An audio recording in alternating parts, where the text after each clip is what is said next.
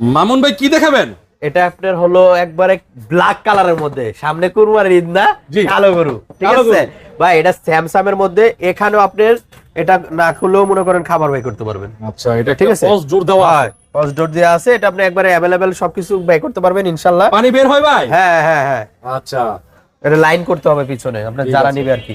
এই পাশে পুরোটা হলো ডিপ সাইড, পুরাটাই ডিপ সাইড, ঠিক আছে। আচ্ছা, এগুলো কিন্তু ওয়াশ করে নাই, পরিষ্কার করে নাই। একদম ক্লিনিং হয়ে যাবে, ঠিক আছে।